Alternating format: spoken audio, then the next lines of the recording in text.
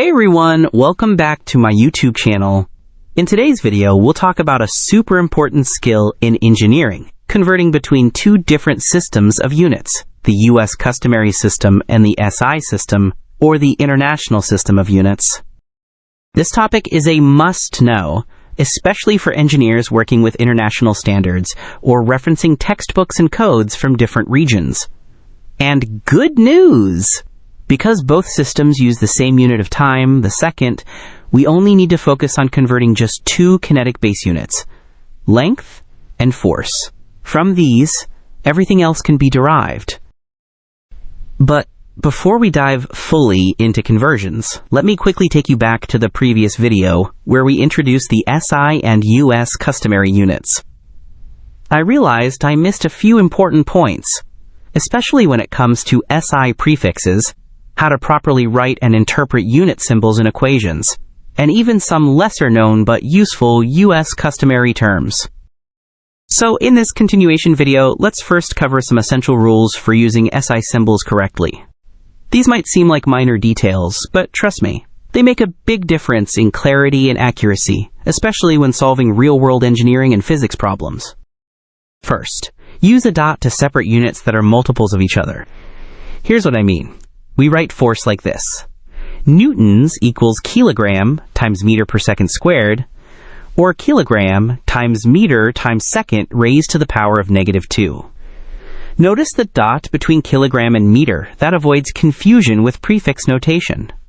So, m.s means meter second, meaning a product, while ms, no space or not separated by a dot, means millisecond, meaning a prefix applied to seconds. Big difference, right? Oh, and just to clarify something real quick, some of you might be wondering, is it spelled millisecond with a hyphen? The answer is nope, it's millisecond, one word. That's actually true for all SI prefixes. They're always written together with a unit. No space, no hyphen. So, for millimeter, for kilogram, and for megawatt. Just remember, SI units and their prefixes are joined at the hip. They go together as one solid word. Keep your terms sharp and your units clearer. Second, exponential powers apply to both the unit and the prefix. For example, for the unit, micronewton squared written like this. Mu n squared means quantity mu n squared, enclosed by parentheses, which equals mu n times mu n. Likewise, for the millimeter squared is written like this. Mm squared means quantity mm squared, enclosed by parentheses, which means mm times mm. That prefix sticks with the unit, so always treat them as a package deal when raising to powers. Third, avoid using prefixes in the denominator with one exception. As I discussed in the previous video, instead of writing newtons per millimeter, which mixes a unit with a very small prefix in the denominator, it's better to write kilonewtons per meter. This keeps your expressions simpler and easier to interpret. Another example. Instead of writing meter per milligram, we should write megameter per kilogram. Now you might be wondering, why is this an exception for the kilogram? Well, it's because kilogram is the only base SI unit that already has a prefix, kilo, built into it. So when doing conversions, we just have to be more careful with it. Fourth, convert all prefixes to powers of 10 before calculating. Let me walk you through this. Say we want to multiply 50 kilonewtons and 60 nanometers. First, we convert to base units. 50 kilonewtons equals 50 times 10 raised to the power of 3 newtons. Then, 60 nanometers equals 60 times 10 raised to the power of -9 meters. So, the product becomes 50 times 10 raised to the power of 3 newtons, multiplied by 60 times 10 raised to the power of -9 meters. Simplify, 50 times 60 is equal to 3,000. Then, 10 raised to the power of 3 multiplied by 10 raised to the power of -9. Applying the product of powers rule states that when multiplying exponential terms with the same base, add the exponents. So 3 plus -9 is equal to -6. Lastly, multiply the units Newton and meter, separated by a dot. Then we get 3,000 times 10 raised to the power of -6 Newton meter.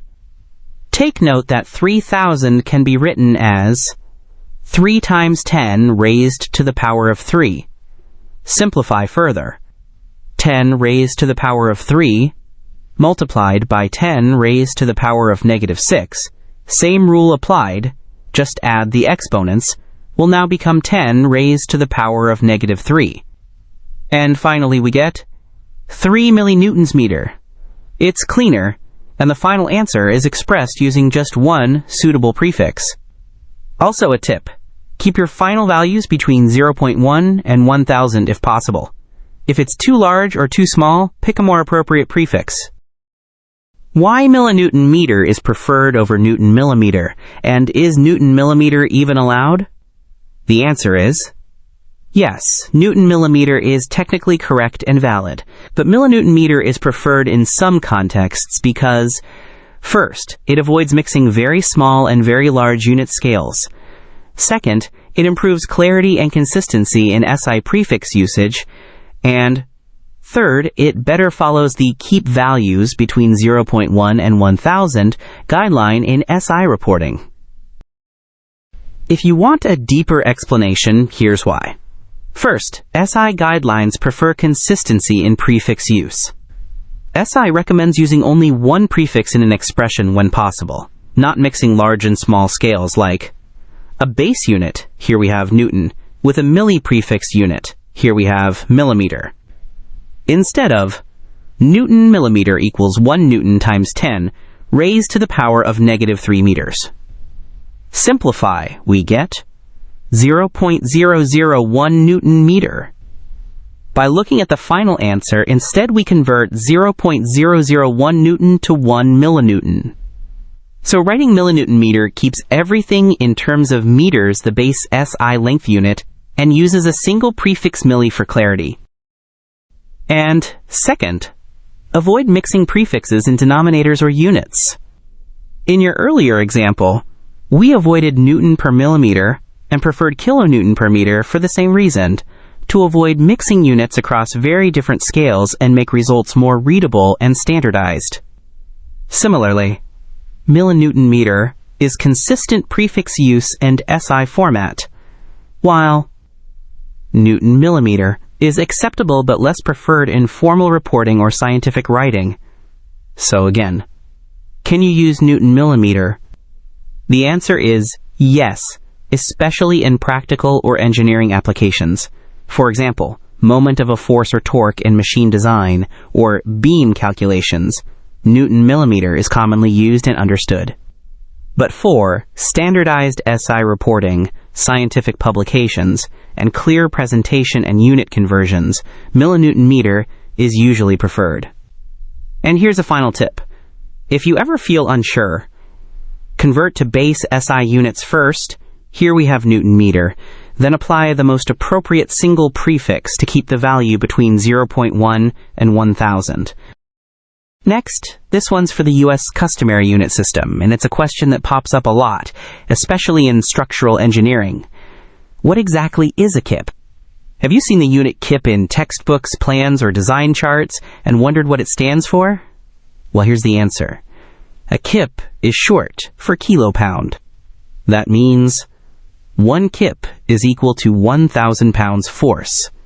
Fun fact, the name kip is actually a hybrid word. It combines kilo from the metric prefix, meaning 1,000, and pound, the base unit of force in the US Customary system. So kip equals kilo plus pound. Pretty clever, right? It's a convenient unit used mainly in structural and civil engineering in the United States, especially when dealing with very large loads like the weight of a building, columns, or foundation reactions. For example, instead of writing 250,000 pounds force, engineers just write 250 kips. Much cleaner, right? It's very similar to how we use kilonewtons in the SI system to avoid long strings of zeros. So, back to the topic. Converting between the US Customary system and the SI system. Now that we've clarified those important details about SI prefixes and unit usage, let's dive into how we actually perform conversions between the two systems. Like I mentioned earlier, since both systems share the same time unit, we'll mainly focus on converting length and force, because once you understand those, you can derive all the other kinetic units from them. Let's begin with length. The US customary unit for length is the foot, and by definition, 1 foot equals 0.3048 meters. From this, we can get other conversions like 1 mile equals 5,280 feet equals 1,609 meters. Again, we're talking about statute mile here. So we can write that as 1 mile equals 1.609 kilometers.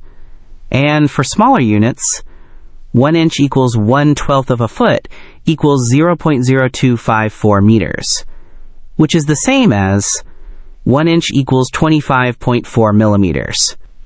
Easy, right? Now for force. Let's recall how force is defined. In physics, force is the product of mass and acceleration, or weight equals mass times acceleration due to gravity. Now in the US customary system, the unit of force is the pound. But what exactly does 1 pound of force mean? Well, by definition, 1 pound force is the weight of a standard pound of mass. That's 0.4536 kilograms, measured at sea level and at a latitude of 45 degrees, where gravity is approximately 9.807 meters per second squared. Why 9.807, not 9.81? 9.807 meter per second squared is the more precise value of standard acceleration due to gravity at sea level and 45 degrees latitude, which is the reference condition used in many engineering standards and textbooks, especially when defining conversion factors between US customary and SI units. It's not a rounded value. It's used to preserve accuracy, particularly in unit conversions. Now let's do the math. 1 pound for weight equals 0.4536 kilogram for mass times 9.807 meter per second squared. Take note that 1 newton is equal to 1 kilogram meter per second squared. Simplify, we get 1 pound equals 4.448 kilogram meter per second squared, or 1 pound equals 4.448 newtons. So remember this key conversion. 1 pound force, or lb sub f, is equal to 4.448 newtons. Now for mass, the US customary unit is the slug, which is derived from force and acceleration. Using the formula, 1 slug equals 1 pound second squared per foot. Rearranging, we get 1 slug equals 1 pound per 1 foot per second squared. Plug in the values. 1 pound equals 4.448 newtons. Then 1 foot equals 0.3048 meter. Simplify, we get 14.59 newtons per meter per second squared. If we get the reciprocal of meter per second squared, we get second squared per meter and multiply it by newtons. Again, newton is equal to kilogram meter per second squared, therefore, cancel meter and cancel second squared. Finally, we get 1 slug equals 14.59 kilograms. However, you might also see pound mass in problems. That's a constant. 1 pound mass equals 0.4536 kilograms. This is useful when converting weights to masses in SI units. Let's do an example. Suppose we have a moment of force. Convert the moment of a force of 47 pounds-inch to SI units. Here, convert to Newton meter. So plug in the values. We get moment equals 47 times in 1 pound, that is equal to 4.448 newtons, times in 1 inch, that is equal to 25.4 millimeters. Let's break it down. Cancel pound, cancel inch. Simplify, we get 5,310 newtons millimeter. And take note of the rule previously discussed, since prefix milli is equal to 10 raised to the power of -3. Finally, we get moment of a force equals 5.31 newtons meter. Now let's go the other way. Say we have moment of a force of 40 newtons meter. Convert to US customary units. Here, convert to pounds foot. Let's do the math. Moment equals 40 times in 4.448 newtons, that is equal to 1 pound, times in 0.3048 meter, that is equal to 1 foot. Let's break it down. Cancel newtons. Cancel meters. Finally, we get moment of a force in US Customary units equals 29.5 pounds-foot. So always multiply by the right conversion factors and make sure the units cancel out properly. Remember that. Now, on your screen, you'll see a table showing the most frequently used US Customary units in mechanics, along with their SI equivalents. I'll read them for you. First up, acceleration. This comes up when analyzing motion, like when a car speeds up or slows down. Then we have area, often used in structural design, like calculating the surface area of a beam or a slab. Energy. This shows up in systems involving movement or heat, like engines or machines doing work. Take note for joule. That is equal to Newton meter. Also, that is equal to kilogram square meter per second squared. Force. You'll use this when analyzing loads on structures or how much push or pull is applied to an object. Impulse. This appears in dynamics, especially when dealing with collisions or sudden forces over time. Length. One of the most basic measurements, used everywhere from surveying to drafting. Mass. Commonly seen in dynamics and material studies, when dealing with the amount of matter in an object. Moment of a force. Important in statics and structures, it tells us how much a force causes rotation about a point. Moment of inertia, both for area and mass. This is crucial in bending and torsion problems, and in dynamics. Momentum. You'll encounter this in mechanics, especially when dealing with moving bodies or collisions. Power. Used in machines and electrical systems to measure the rate of doing work or using energy. Take note for watt. That is equal to joule per second. Also, that is equal to kilogram square meter per second cubed. Pressure or stress. Essential in fluid mechanics and structural analysis to assess forces over areas. Take note for Pascal. That is equal to Newton per square meter.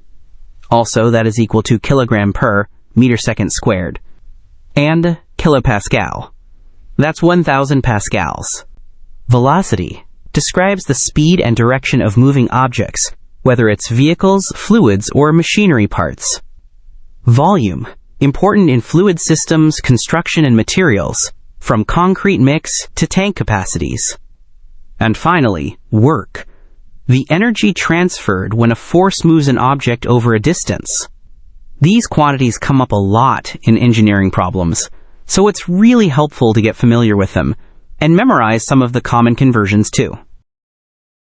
If you found this helpful, don't forget to hit like, subscribe, and share it with your fellow engineering classmates. More practical engineering lessons are coming your way. Drop your questions in the comments, and let's keep learning together. See you in the next video. Bye!